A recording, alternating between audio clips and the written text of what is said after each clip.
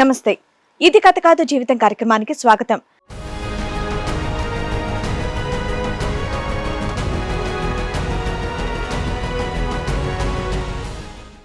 Actually నేను business ప్లానింగ్లో అటు తిరుగుతున్నాను. ఒకసారి మెట్రోలో తను అనుకోకుండా నాకు సీట్ ఆఫర్ చేశాను తనకి. మెట్రోలో నెక్స్ట్ డే ఒకసారి నాకు తను మార్కెట్లో కలిసింది అనమాట. ఇలా గుర్తుపట్టాను అనమాట. బట్ నేను ఇట్లా మీరు మెట్రోలో కలిసారు కదా అని మాట్లాడము. అలా సీట్ ఇచ్చిన వెంటనే మార్కెట్ లో కలిస్తే మళ్ళీ హాయ్ బై చెప్పేసుకున్నారా? అంటే లైక్ హాయ్ బాయ్ చెప్తాను, లైక్ నెంబర్ కూడా షేర్ చేస్తున్నాం ఆ రోజు మేము. ఓహో,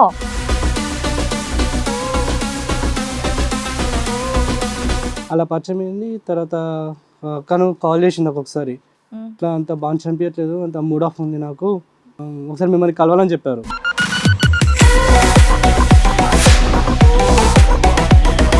నంబర్ షేర్ చేసుకున్న ఎంత గ్యాప్ లో కాల్ చేశారు ఆవిడ? 2-3 days కాల్ 2-3 days లో కాల్ చేస్తారా? మెట్రో నుంచి మార్కెట్కి మార్కెట్ నుంచి ఫోన్ ఫాస్ట్గా అయిపోయిందా?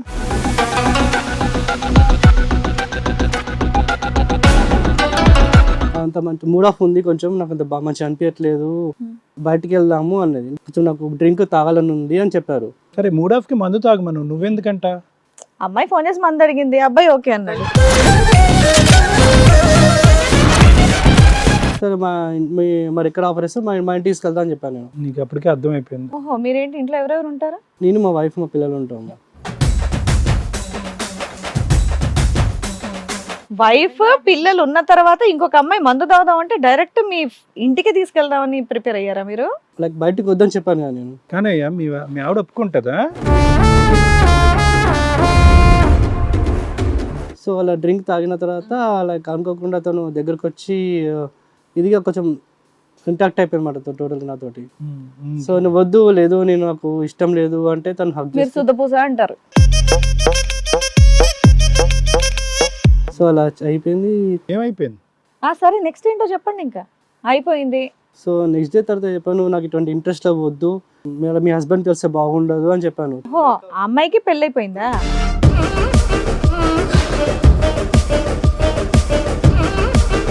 చెప్పాను కదా, తను ఏమంటే నువ్వే కావాలి, నాకు నువ్వే కావాలని నా దగ్గర. ఏంటి మిమ్మల్ని పెళ్లి చేసుకుందాం అనుకుంటుందా ఏంటి ఆవిడ? వాళ్ళ ఆయన కూడా లేడా ఈ ఊర్లో? లేరు, ఊరికి వెళ్ళాలని చెప్పారు. టెంపరీగా వెళ్ళాడా, పర్మనెంట్గా వెళ్ళిపోయాడు ఊరు?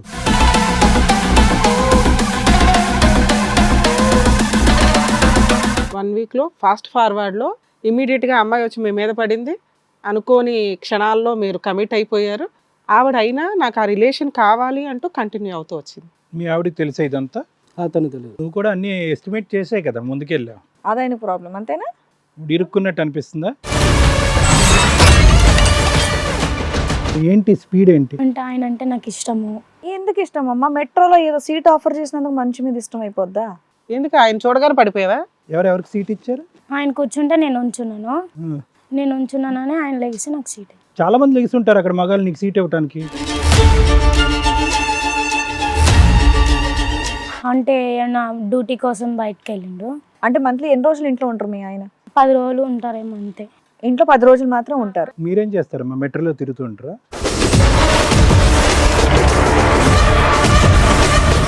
మీ ఆయనకు విడాకులు ఇస్తావా? మీ ఆయన ఏమండా? ఆయన వేరే వాళ్ళతో ఉంటున్నారు. నువ్వు మొత్తం బాగా బిజీగా ఉన్నారమ్మా అందరూ. అతను కూడా మెట్రో అయినా? ఆయన అట్లా కష్టపడతాడు, నువ్వు ఎలా కష్టపడతావు? అతనికి అక్కడ పెట్టాడా?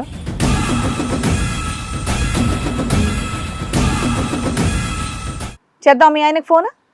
ఊరికి వచ్చి ఏదో పిలిచాడు కదా, సరదాగా బయట తిరగొచ్చు ఆయనతో, చేతుల్లో చట్టపట్టా వేసుకొని అని చెప్పేసి వచ్చావు ఇక్కడ ప్రోగ్రామ్కి. ఫిజికల్ కంటిన్యూ అయ్యి ఉంటే కనుక ఆవిడ బ్లాక్మెయిల్ చేసి ఉండేది కాదు. చెప్పాను కానీ వాళ్ళ హస్బెండ్ ఉన్నాడు కదా, మళ్ళీ తెలిసే బాగుండదు అని చెప్పాను నేను. సరే ఏమని బ్లాక్మెయిల్ చేస్తుంది మిమ్మల్ని? నీ మీద కేసు పెడతాను, నువ్వు నాకు రేప్ చేసాను కేసు పెడతాను అని చెప్పాను.